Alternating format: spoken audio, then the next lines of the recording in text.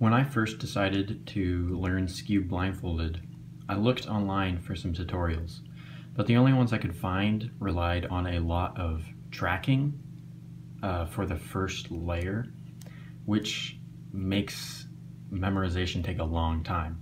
So I did some experimentation and I figured out a method that requires very little tracking. So I'll be showing that to you today. Skewb is quite different than most other puzzles. Therefore, the blind solving technique is a lot different as well. So you don't actually need prior knowledge of how to solve like a 3x3 blindfolded. You should be able to just learn Skewb from this tutorial. Before I begin, I'd like to explain that during Algs, I will use the term Sledge, and that simply means R prime, F, R, F prime. Alright, let's get into the tutorial. First, I'm going to go over execution, then memorization, and finally I'll do an example solve. The first step in executing Skewb Blindfolded is to put the cube in the right position. Because of the way the mechanism works, these four corners that I have twisted will always be in the same position relative to each other.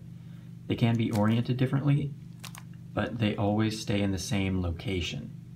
So the way that I do this is I find the white, red, and blue corner, and the white, green, and orange corner, and I put them in the bottom layer like this, and then the other two corners will be here and here. The next step is to orient those four corners so that the yellows are on top and the whites are on bottom. And you can have basically one of two cases. There's a good case and a bad case. So a good case is something that can happen on a 3x3, and there's four of them. You can have them already solved. You can have two corners twisted in opposite directions. So this is twisted clockwise, this is twisted counterclockwise. You can have three corners twisted in the same direction. So these are all twisted clockwise. And then you can have two pairs. So these are opposite and these are opposite. So if you have a good case, you want to rotate the corners into the correct orientation. And there's an algorithm for this. So if you have two corners rotated opposite ways, you place them like this with the top side facing away from you, and then you execute Sledge twice, Y, and then Sledge twice again. And then the corners are twisted. The one tricky case with orienting the first four corners is when you have three corners twisted the same way. So this is twisted clockwise, this is twisted clockwise, and this is also twisted clockwise. Now I don't have an alg that just solves this, so I have to solve it with two of the two flips. But I do have a trick figured out for this. So you'll always have two corners twisted on either the white or the yellow face. In this case it's white. And then you'll also have two white/yellow stickers on the same face. You'll have one of each. So here, that's right here. This white sticker doesn't have another on its face. So you have two on the white or yellow and two on the same face. The one that's both, which is here, is number 1. The one on the same face is number 2, and the one with the matching sticker is number 3. So 1 is in both groups, 2 is in the white or yellow group, and 3 is in the matching stickers group. So what you do is do the 2 flip with 1 and 2 using 1 sticker, and then you do the 2 flip with 2 and 3 using 2's sticker. And I'll show what that means. So 2 flip with 1 and 2, these two pieces with 1 sticker. So I'm going to use this to point away and then do the 2 flip. And then after that, I'm going to do a 2 flip with these two using 2 sticker. So I'll have that point away. So the first one, double sledge Y, double sledge. And then the second one, double sledge Y, double sledge. The other possibility for orienting the first 4 corners is a bad case, And there's also 4 ways this can happen. You can have one corner twisted, you can have 2 corners twisted the same way, you can have 3 corners twisted but not all the same way, or 4 corners twisted with 3 the same way and 1 different. The trick for doing this is that because on Skewb you can twist 1 corner without twisting the other 3, all you need to do is just track 1 twist to put the bad case into a good case. So this scramble is a bad case. This piece is solved. This is twisted counterclockwise. This is also counterclockwise, but this one is clockwise. So there's 3 corners twisted, but not the same way. But the fix is easy. If I do a move with this corner to solve it, now these 2 are twisted opposite, and I have a good case. So then I can just apply the flipping algorithm. Since this is green on top, I'll just put the greens away from me, double sledge, Y, double sledge, and now these 4 corners are oriented properly. The next step is to solve centers, and I do this with a combination of U-Perms, H-Perms, and Z-Perms. You can do it purely with U-Perms, but adding H and Z will make memorization easier and it'll be a little quicker. The U-Perm is pretty simple. You hold the opposite center here and the other 2 here, and then you do sledge, Y2, sledge. For the Z-Perm, hold it so the front 2 are not swapped, and then execute this R, L prime, U prime, L, U, L, R, L prime, R. And to do the H-Perm, you execute R, little r prime, R, little r prime, Y, little l prime, L, little l prime, L. In center execution, you can either have a case A, case B, or case C. If you're lucky enough, you might get all the centers solved, but usually that doesn't happen. In case A, you have 2 opposite centers solved, which means that in the other slice, you either have a U, H, or Z-Perm. So just execute it. In case B, you have at least 1 center solved, but there are no 2 opposite centers solved. So for this case, you'll use a U-Perm to get one of the opposite centers solved. So now these 2 are solved, and I'm left with a case A. In a case C, you have no centers correct. And for this case, what you'll do is a U-Perm to solve a center, and then you'll be left with a case B. One thing I'd like to say is that in those examples, I always used the yellow and the white as the opposite centers, but you can easily have a case like this. So keep in mind you can use blue and green or red and orange as your opposite centers as well. The next step is to permute the last 4 corners, which are the ones I have flipped here. And there are 2 cases for this. One is they're already permuted, which is this case right here, and for that you just don't do anything. In the other case, you will have 2 corners swapped and the other 2 corners swapped, like this. And for this case, there's just a simple algorithm to solve it. It's R, U, R prime, U prime, R, U, R prime, U prime, R, U, R prime, U prime, also known as triple sexy. The last step is to orient the last 4 corners, and this is very similar to orienting the first 4 corners, but the change is that you only get good cases. The algorithms are the same, you just don't have to worry about bad cases, which is really nice. So now that I've gone over execution, I'll cover memorization. I use letter pairs to memorize the Skewb, and my letter scheme is similar to what I use for 3x3. So if you have a 3x3 letter scheme, you can just apply that to the corners of the Skewb. If you don't, I'll go over mine quickly.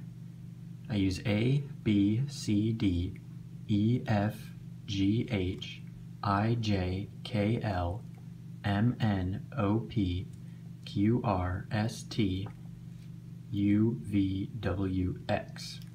And then for centers, I just use the first letter of that face. So that's A, E, I, M, Q, U. The first thing that I memorize is the orientation of the first four corners.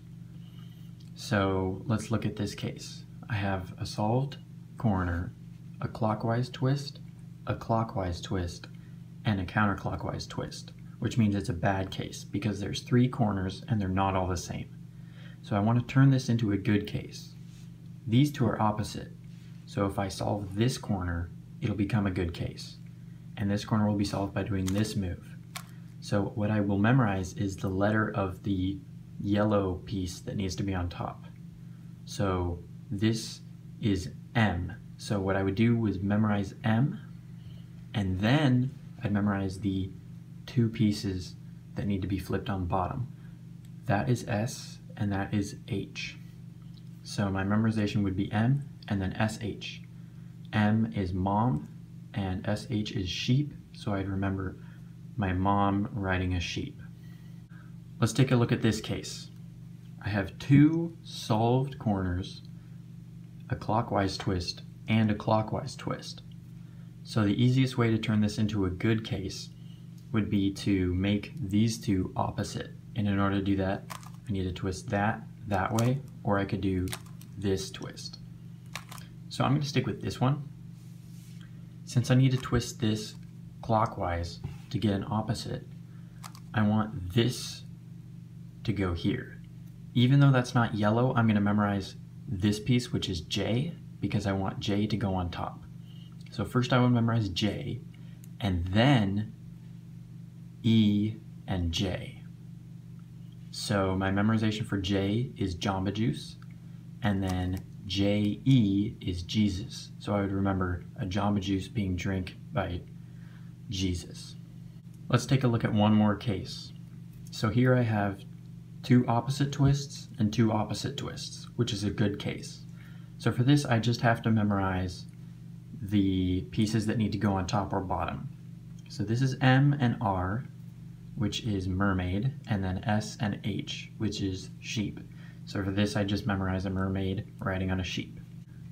When I memorize centers, I have three possible algs I could memorize for: a U-Perm, an H-Perm, or a Z-Perm. And each one I have a specific way to memorize. So this is a U-Perm. Each U-Perm has an opposite center and two others. And the letters I use to memorize a U-Perm is this opposite center as the second letter, and the piece that needs to go there as the first. So this would be A, M, because A needs to go to M, and M is the opposite center. So I'd memorize AM, which is ambulance. To memorize an H-Perm, the first letter I memorize is H, standing for H-Perm.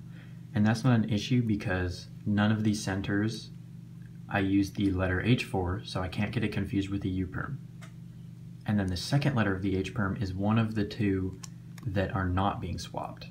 So for this example, I'd probably use M. So my memorization would be HM, which is a hammer. And then I'd know it's an H-Perm, and M is not one of the pieces to be swapped. The last case is a Z-Perm.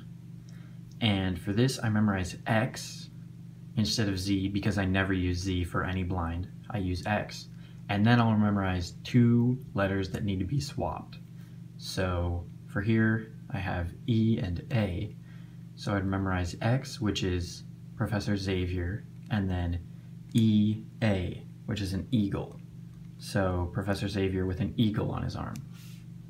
So if I get to centers and I have a case A, it's just an easy memorization. It's either a U, H, or Z. So this is E-A, which is eagle. In a category B, like this, where I have a solved center but no opposites, I first memorize a U-Perm to get an opposite solved. So in order to get this to here without making the red incorrect, I would do the U-Perm QM, which is Quasimodo from The Hunchback of Notre Dame, and then I track where these go. So green will be here, and then yellow will be here. which leaves me with a U-Perm, and that U-Perm is EA, so Quasimodo with an eagle on his arm. So to memorize a case C, like this, I first want to solve one side. So in this case, I'll solve yellow. So a U-Perm that would solve yellow would be AQ, since it cycles this way. So I'll memorize AQ, which is aquarium, and then I want to solve the opposite, which is white. And in order to solve the white without disturbing yellow, I'll need to do a U-Perm this way, which would be UM, and that's umbrella. So there's an aquarium with an umbrella floating in it. So now I need to track the last four pieces. And I only need to do two, because once you know two, you know where the other two will be. So I'll track this piece. AQ will send it here, and then umbrella will not move it. So red's going to be here. And then I'll track this blue piece. AQ will send it here, and then umbrella's not going to move it. So red is here and blue is here, which means that I have a U-Perm, and that'll be a EQ U-Perm. So EQ is earthquake, so I'll have an aquarium with an umbrella getting shaken by an earthquake. The last thing to memorize is the last four corners. So in this case, I need to swap these two and swap these two. But after they're swapped, they will not need to be oriented. So I just have to memorize the swap. So I memorize the piece that'll go on the top right and then the bottom left, which is F and G. So I'd memorize FG, which is a frog for this case. And then I hold F here, G here, and I do the triple sexy. In this case, I need to swap these two and these two. So I'll remember I and L, which is island, and then after the swap, this will be solved, but these two will not. So here, I'll have a white here and a white here, because if the green goes here, red will track over to here and white will go here. So on an island, there will be OT, which is an otter. So that will be my memorization for this last four corners.